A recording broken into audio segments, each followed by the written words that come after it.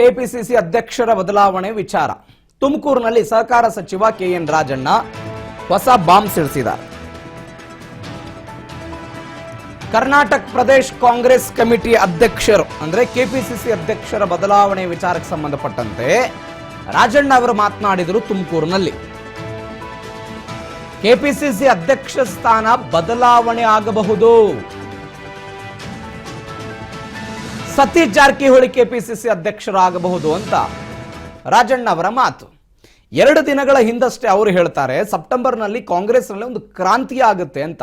ಏನ್ ಕ್ರಾಂತಿ ಅಂತ ಕೇಳಿದ್ರೆ ಸಸ್ಪೆನ್ಸ್ ಬೇಕಲ್ರಿ, ಈಗಲೇ ಹೇಳಿದ್ರೆ ಏನ್ ಮಜಾ ಉಳಿಯುತ್ತಾ ಅಂತ ಪತ್ರಕರ್ತರಿಗೆ KN ರಾಜಣ್ಣ ಕೇಳಿದ್ರು. ಇವತ್ತು ತುಮಕೂರಿನಲ್ಲಿ ಏನಂತಾರ ಅವರು, ಸತೀಶ್ ಜಾರಕಿಹೊಳಿ ಕೆಪಿಸಿಸಿ ಅಧ್ಯಕ್ಷರಾಗಬಹುದು, ಈಗಿರುವಂತಹ DK ಶಿವಕುಮಾರ್ ಆ ಸ್ಥಾನವನ್ನು ತೊರೆಯಬಹುದು ಅಂತ ರಾಜಣ್ಣ ಅವರ ಮಾತು. ಇದಕ್ಕೆ ಭಾಗವಾಗಿ ಸತೀಶ್ ಜಾರಕಿಹೊಳಿ ಮೇಲಿಂದ ಮೇಲೆ ದೆಹಲಿಗೆ ಹೋಗಿ ಬಂದಿರೋದನ್ನು ನೋಡಿದ್ದೇವೆ. ನಮ್ಮ ಕಾಂಗ್ರೆಸ್ನಲ್ಲಿ ಪವರ್ ಸೆಂಟರ್ಗಳಿವೆ ಅಂತ ಹೇಳಿದ್ರು. 3 ಇದಾರಂತೆ. ಒಂದು ಹೈಕಮಾಂಡು, ಒಂದು CM, ಒಂದು ಕೆಪಿಸಿಸಿ ಅಧ್ಯಕ್ಷರು ಅಂತ. ಹೈಕಮಾಂಡ್ ಅಂದ್ರೆ ರಾಹುಲ್ ಗಾಂಧಿ, ಮಲ್ಲಿಕಾರ್ಜುನ್ ಖರ್ಗೆ. CM ಅಂತ ಹೇಳಿದ್ರೆ ಮುಖ್ಯಮಂತ್ರಿ, ಕೆಪಿಸಿಸಿ ಅಧ್ಯಕ್ಷರು ಅಂತ ಹೇಳಿದ್ರೆ DK ಶಿವಕುಮಾರ್. ಈ 3 ತರನಾದಂತಹ ಪವರ್ ಸೆಂಟರ್ಗಳು ನಮ್ಮಲ್ಲಿವೆ. ಹೀಗಂತ KN ರಾಜಣ್ಣ ಅವರ ಮಾತು. ಮುಖ್ಯಮಂತ್ರಿಗಳ ಬದಲಾವಣೆ ವಿಚಾರ ಹೈಕಮಾಂಡ್ ಬಿಟ್ಟಿದ್ದಂತೆ.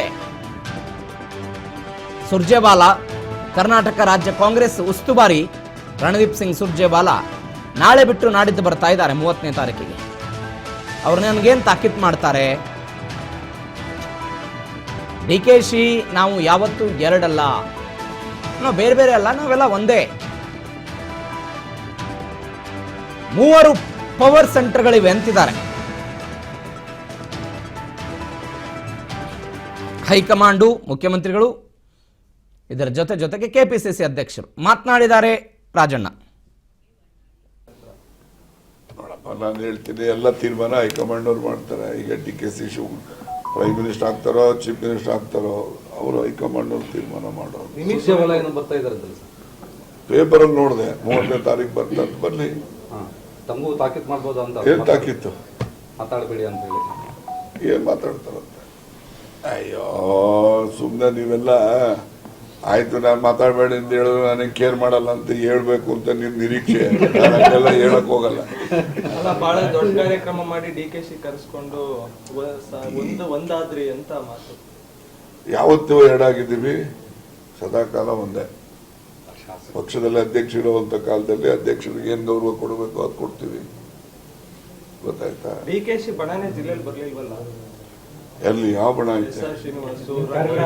ಗೌರಿಶಂಕರ್. ಗೌರಿಶಂಕರ್ ಪಾಪ ಎಲ್ಲ ಅರೇಂಜ್ಮೆಂಟ್ ಎಲ್ಲ ಮಾಡಿಲ್ಲ. ಅದೆಲ್ಲ ಅವ್ರನ್ನೇ ಕೇಳ್ಬೇಕು, ಯಾಕೆ ಹೋಗ್ಲಿಲ್ಲ ನೀವು? ಗೊತ್ತೇ ಇರ್ಲಿಲ್ಲ. ಗೊತ್ತಿದ್ರು ಬಿಡು ಪಾಪ, ಗೊತ್ತಿಲ್ದಿದ್ಮೇಲೆ ಹೆಂಗ್ ಬರ್ತಾರೆ?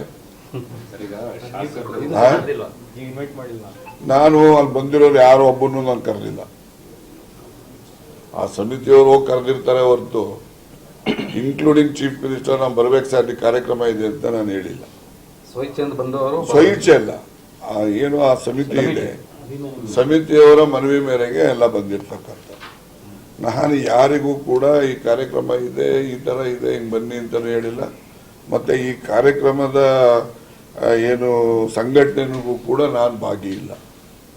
ರಾಯರೆಡ್ಡಿ ಅವರು ಹೇಳಿದ್ದಾರೆ CM ಬದಲಾವಣೆ ಯಾವುದು ಕಾರಣಕ್ಕೂ ಆಗಲ್ಲ.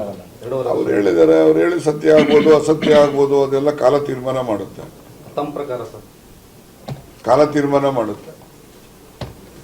ನೀವೆಲ್ಲ ನಮ್ಮ ಹತ್ರ ಏನೇನ ಹೇಳಿಸ್ಬೇಕು, ಅದನ್ನ ಕಾಂಟ್ರವರ್ಸಿ ಕ್ರಿಯೇಟ್ ಮಾಡಬೇಕು ಅಂತ ನಿಮ್ಮಿದು, ಅದಕ್ಕೆಲ್ಲ ನಾನೆಲ್ಲ ಹೇಳಕ್ ಹೋಗಲ್ಲ. ಶಾಸಕರು ಸರ್ಕಾರದ ವಿರುದ್ಧ ಬಹಿರಂಗವಾಗಿ ಅಸಮಾಧಾನ ವ್ಯಕ್ತಪಡಿಸಿದ್ರು. ಇಲ್ಲಿ ಪ್ರಜಾಪ್ರಭುತ್ವ ವ್ಯವಸ್ಥೆಯಲ್ಲಿ ಯಾವ ಪಕ್ಷದಲ್ಲಿ ಅಸಮಾಧಾನ ಇಲ್ಲ ಹೇಳ್ರ. ಅವರು ಈಗ ಶಾಸಕರು ಅವ್ರೇನೋ ಸ್ವಾರ್ಥಕ್ಕೆ ಹೇಳಿಲ್ಲ, ಅವ್ರ ಕ್ಷೇತ್ರದ ಅಭಿವೃದ್ಧಿಗೆ ಅವ್ರು ಬಾಯ್ಬಿಟ್ಟು ಹೇಳಿದ್ದಾರೆ. ಇನ್ನೂ ಬಹಳಷ್ಟು ಜನ ಹೇಳದಿರೋರು ಇರಬಹುದು, ಕಾಂಗ್ರೆಸ್ ಅಲ್ಲೂ ಇದ್ದಾರೆ, ಬೇರೆ ಪಕ್ಷದಲ್ಲೂ ಇದ್ದಾರೆ.